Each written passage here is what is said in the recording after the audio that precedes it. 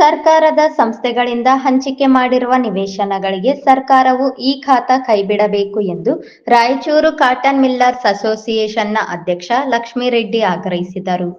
ನಗರದ ಪತ್ರಿಕಾ ಭವನದಲ್ಲಿ ಕರೆದ ಪತ್ರಿಕಾಗೋಷ್ಠಿಯನ್ನು ಉದ್ದೇಶಿಸಿ ಮಾತನಾಡಿದ ಅವರು, ಇತ್ತೀಚೆಗೆ ಕರ್ನಾಟಕ ಸರ್ಕಾರವು ಘೋಷಿಸಿರುವಂತೆ ಪ್ರತಿಯೊಬ್ಬರು ಈ ಖಾತಾ ಪಡೆದುಕೊಳ್ಳುವಂತೆ ತಿಳಿಸಿರುತ್ತದೆ.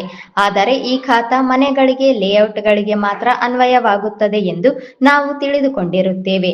ಆದರೆ ಸರ್ಕಾರದ ಸಂಸ್ಥೆಗಳಿಂದ ಅಂದರೆ KIADB, KSSIDC, APMC, housing board ಹಾಗೂ ಇನ್ನಿತರ ಸರ್ಕಾರದ ಸಂಸ್ಥೆಗಳು ನಿವೇಶನಗಳನ್ನು ಹಂಚಿಕೆ ಮಾಡಿದ್ದು, ಇವುಗಳಿಗೂ ಕೂಡ ಈ ಖಾತಾ ಪಡೆದುಕೊಳ್ಳಬೇಕು ಎಂದು ಸಬ್ ರಿಜಿಸ್ಟ್ರಾರ್ ಕಚೇರಿಯಲ್ಲಿ ಕಾವೇರಿ 2.0 ಆ್ಯಪ್ನಲ್ಲಿ ಕೈಗಾರಿಕೆಗಳಿಗೆ ರಿಜಿಸ್ಟ್ರೇಷನ್ ಮಾಡುವ ಸಂದರ್ಭದಲ್ಲಿ ಈ ಖಾತಾ ಕಡ್ಡಾಯವಾಗಿ ಬೇಕಾಗಿರುತ್ತದೆ ಎಂದು ಸಬ್ ರಿಜಿಸ್ಟ್ರಾರ್ ಅವರು ನೋಂದಣಿ ಮಾಡುತ್ತಿಲ್ಲ. ಇದರಿಂದ ಸರ್ಕಾರದ ಬೊಕ್ಕಸಕ್ಕೆ ಬರುವ ಕಂದಾಯವು ಸಾಕಷ್ಟು ಕಡಿಮೆಯಾಗುತ್ತಿದೆ. ಇದಲ್ಲದೆ ಉದ್ದಿಮೆದಾರರು ಕೈಗಾರಿಕೆಗಳನ್ನು ಸಾಕಷ್ಟು ಅಭಿವೃದ್ಧಿಪಡಿಸಬೇಕೆಂಬ ಉದ್ದೇಶವನ್ನಿಟ್ಟುಕೊಂಡಿದ್ದು ಈ ಖಾತಾ ನೀಡದೇ ಇರುವುದರಿಂದ ಸಾಕಷ್ಟು ತೊಂದರೆಯಾಗಿರುತ್ತದೆ ಎಂದು ಹೇಳಿದರು. ಅಲ್ಲದೆ ಸರ್ಕಾರದ ಇಲಾಖೆಗಳಿಂದ ಹಂಚಿಕೆಯಾಗಿರುವ ನಿವೇಶನಗಳು ಅಂದರೆ KIADB, KSSIDC, APMC, housing board ಹಾಗೂ ಇನ್ನಿತರ ಸರ್ಕಾರದ ಸಂಸ್ಥೆಗಳಿಗೆ ಅದೇ ಸಂಸ್ಥೆಯಿಂದ ನಿಜವಾದ ಪ್ರಮಾಣ ಪತ್ರವನ್ನು ಆಯಾ ಇಲಾಖೆಯವರು ನೀಡಿದರೆ ಕಾವೇರಿ 2.0 ಆ್ಯಪ್ನಲ್ಲಿ ರಿಜಿಸ್ಟ್ರೇಷನ್ ಮಾಡುವಂತೆ ಅಳವಡಿಸಬೇಕು ಎಂದು ಮನವಿ ಮಾಡಿದ ಅವರು, ಇದಲ್ಲದೆ ಸರ್ಕಾರದ ಇಲಾಖೆಗಳಿಂದ ಹಂಚಿಕೆಯಾಗಿರುವ ನಿವೇಶನಗಳಿಗೆ ಸರಿಯಾಗಿ ಮಹಾನಗರ ಪಾಲಿಕೆಯಲ್ಲಿ ಲೇಔಟ್ಗಳ ನಕಾಶೆಗಳನ್ನು ಸಲ್ಲಿಸಿ 1 ವರ್ಷದೊಳಗೆ ಮೇಲಿನ ಸಂಸ್ಥೆಗಳಿಗೆ ಈ ಖಾತಾಗಳನ್ನು ಪಡೆದುಕೊಳ್ಳುವುದಕ್ಕೆ ಅನುಕೂಲ ಮಾಡಿಕೊಡಬೇಕು. ಶೀಘ್ರವೇ ಸರ್ಕಾರದ ಸಂಸ್ಥೆಗಳಿಂದ ಹಂಚಿಕೆಯಾಗಿರುವಂತಹ ನಿವೇಶನಗಳಿಗೆ ಕಾವೇರಿ 2.0 ಆ್ಯಪ್ನಲ್ಲಿ ಈ ಖಾತಾ ಲಭ್ಯವಿಲ್ಲದಿದ್ದರೂ ಕೂಡ ರಿಜಿಸ್ಟ್ರೇಷನ್ ಮಾಡಬೇಕು. ಇದರಿಂದ ಬ್ಯಾಂಕ್ನ ಸೌಲಭ್ಯ ಪಡೆದುಕೊಳ್ಳುವುದಕ್ಕೆ ಅನುಕೂಲ ಮಾಡಿಕೊಡಬೇಕು. ಈ ಖಾತಾ ಇಲ್ಲದೆ ಹೊಸ ಕೈಗಾರಿಕೆಗಳ ಸ್ಥಾಪನೆಗೆ ಮತ್ತು ಬ್ಯಾಂಕ್ನಿಂದ ಸಾಲ ಸೌಲಭ್ಯ ಪಡೆಯಲು ಬಹಳಷ್ಟು ತೊಂದರೆಯಾಗಿದ್ದು, ಯುವತಿಯರಿಗೆ ಮತ್ತು ಯುವಕರಿಗೆ ಉದ್ಯೋಗಗಳನ್ನು ನೀಡಲು ಸಾಧ್ಯವಾಗುತ್ತಿಲ್ಲ. ಕಾರಣ ಈ ವಿಷಯದ ಕುರಿತು ಮುಖ್ಯಮಂತ್ರಿಗಳಾದ ಸಿದ್ದರಾಮಯ್ಯನವರಿಗೆ, ಕಂದಾಯ ಇಲಾಖೆ ಸಚಿವರಾದ ಕೃಷ್ಣ ಬೈರೇಗೌಡ ಅವರಿಗೆ, ಸಣ್ಣ ನೀರಾವರಿ, ವಿಜ್ಞಾನ ಮತ್ತು ತಂತ್ರಜ್ಞಾನ ಇಲಾಖೆಯ ಸಚಿವರಾದ ಎನ್ಎಸ್ ಬೋಸರಾಜು ಅವರಿಗೆ, ಬೃಹತ್ ಮತ್ತು ಮಧ್ಯಮ ಕೈಗಾರಿಕೆ ಇಲಾಖೆ ಸಚಿವರಾದ ಎಂಬಿ ಪಾಟೀಲ್ ಅವರಿಗೆ ಈಗಾಗಲೇ ನಮ್ಮ ಸಂಘದ ವತಿಯಿಂದ ಮನವಿ ಪತ್ರಗಳನ್ನು ಸಲ್ಲಿಸಿ ವಿನಂತಿಸಿಕೊಳ್ಳಲಾಗಿದೆ.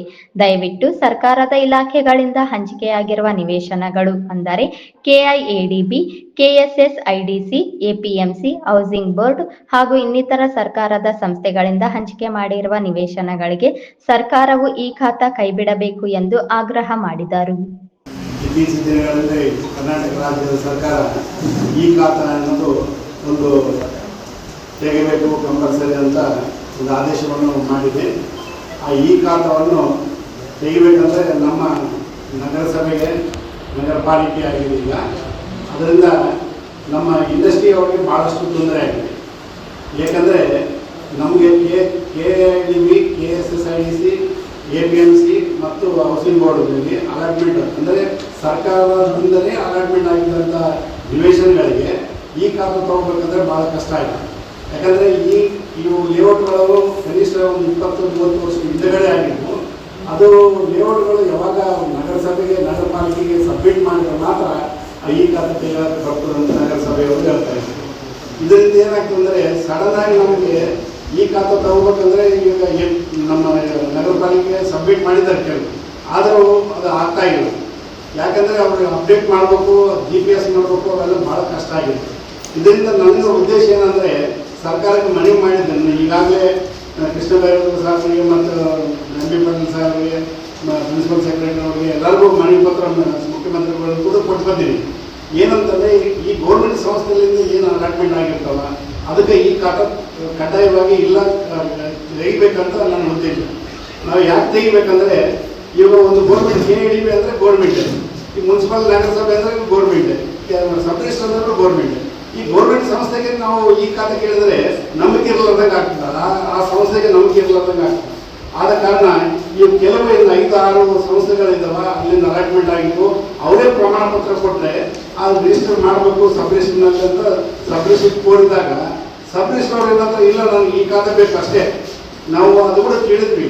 ನೀವು ಕಡ್ಡಾಯವಾಗಿ ಸರ್ಕಾರದಿಂದ ಎಲ್ಲಕ್ಕೂ ಈ ಗೌರ್ಮೆಂಟ್ ಸಂಸ್ಥೆಗಳಿಗೂ ಮತ್ತು ಪ್ರೈವೇಟ್ ಲೇಔಟ್ಗಳಿಗೂ ಈ ಖಾತಾ ಇದ್ರೆ ಮಾತ್ರ ಮಾಡಬೇಕಂತ ಏನಾದ್ರು ಆದೇಶ ಇತ್ತಂದರೆ ಅದಕ್ಕೆ ಯಾವುದೇ ರಿಪ್ಲೈ ಕೊಡ್ತಾ ಇಲ್ಲ. ಆದ ಕಾರಣ ಇಲ್ಲಿ ನಗರಸಭೆಯಲ್ಲಿ ನಾವು ಟೈಮ್ಗೆ ಸಿಗಬೇಕಂದ್ರೆ ಕಮಿಷನರ್ ಅವರು ಸಿಗಲ್ಲ. ನಾವು ಎಷ್ಟು ಇದಕ್ಕೆ ಏನೋ ಮೆಮೊರಂ ಕೊಡ್ಬೇಕಂದ್ರೆ ಅದಕ್ಕೆ ಸ್ಟೇಟ್ ಲೆವೆಲಲ್ಲಿ ಎಲ್ಲ ಮಿನಿಸ್ಟ್ರಿಗಳಿಗೆ ನಾನು ಕೊಟ್ಟು ಬಂದಿದ್ರಿ. ಇದರಿಂದ ಭಾಳಷ್ಟು ತೊಂದರೆ ಆಗಿದೆ. ಯಾಕಂದ್ರೆ ನಮ್ಮ ಇಂಡಸ್ಟ್ರಿ ಇವಾಗ ಸೀಸನ್ ಬಂದಾಯಿತು, ನೆಕ್ಸ್ಟ್ ಸೀಸನ್ ಚಾಲು ಆಗ್ತದೆ.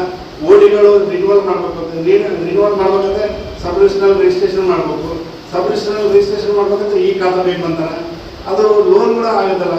ಆಮೇಲೆ ನಮ್ಮ ಯಾವ ಹೊಸ ಇಂಡಸ್ಟ್ರಿ ಹಾಕ್ಬೇಕಂದ್ರೆ ಇತ್ತೀಚೆಗೆ ನಿನ್ನೆ ತಾನೇ ನೀವು ನೋಡಿದ್ರೆ ಬೆಂಗಳೂರಿನಲ್ಲಿ MSME ಅಂತ ದೊಡ್ಡ ಪ್ರಮಾಣದಲ್ಲಿ ಒಂದು ಫಂಕ್ಷನ್ ಮಾಡಿದರು.